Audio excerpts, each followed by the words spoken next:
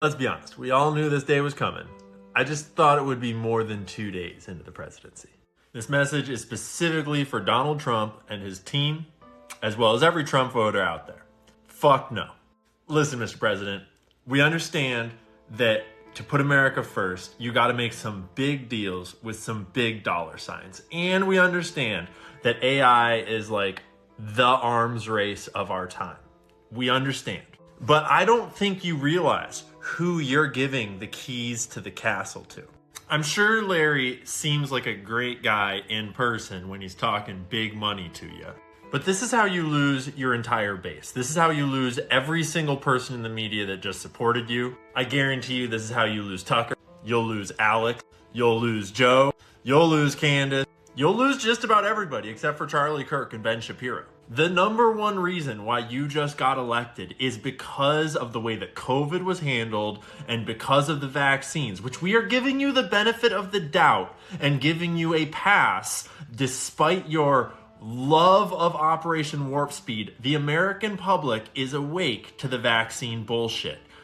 mRNA technology is not vaccines. That's why they changed the definition of vaccines. And a huge number of your voters were either directly injured by the vaccines, had loved ones killed by the vaccines, or have some very serious questions about the vaccines. Those vaccines were made in partnership with another tech billionaire that has no understanding of genetics, no understanding of medical health, no understanding of anything except for making a profit. And we are working on getting him accountable, and you're already naming another tech CEO for the new health bullshit. See, Larry Ellison is straight up CIA. He founded the original Oracle as a CIA project back in the 70s, which he later shut down before opening Oracle, the corporation, which is totally not a CIA front company, despite the fact that they've been funded by the CIA their entire time. Larry Ellison has always been a huge proponent of a government surveillance state. He was exceptionally vocal right after 9/11.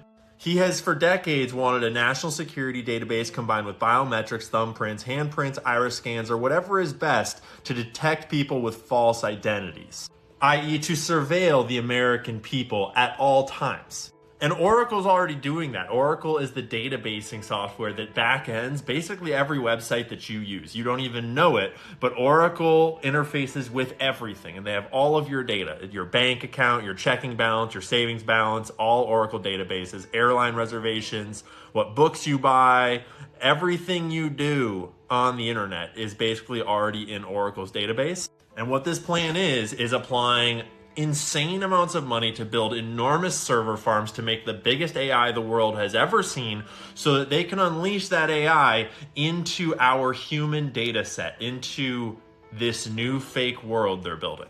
And what better person could you collaborate with than Sam Altman, whose company OpenAI just openly murdered a whistleblower named Suchir Balaji in front of the whole world, and we all know it, and it's super obvious. The crime scene is filled with evidence that this was not a suicide.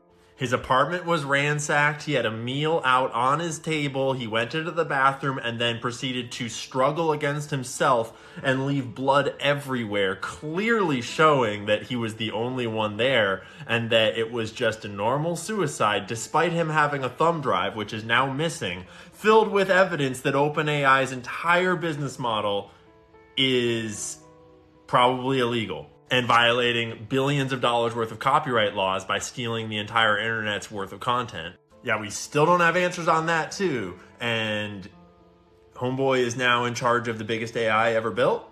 And that's why the internet is ablaze right now with professionals in the health fields saying that this is retarded, like never gonna work, horrible people, bad idea. mRNA technology is causing the cancer. It's not gonna solve it.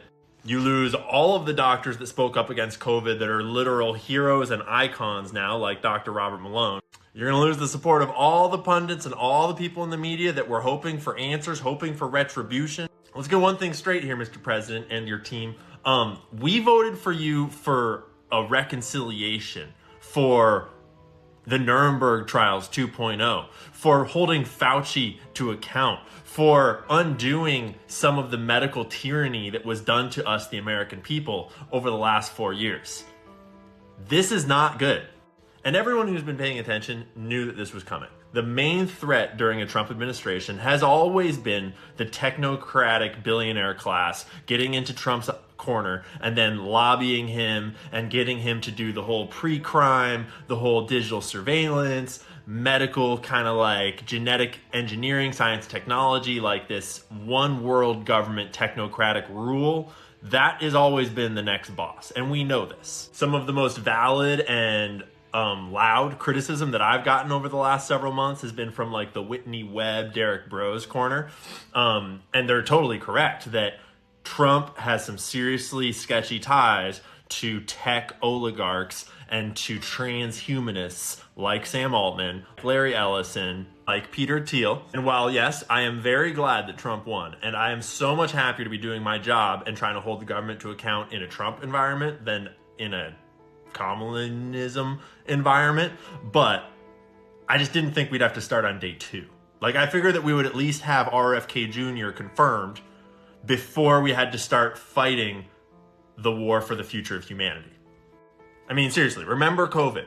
Remember 4 years of being coerced and demonized and slandered and straight up like discriminated against or even injected against your will with experimental gene therapies that can cause life-changing side effects.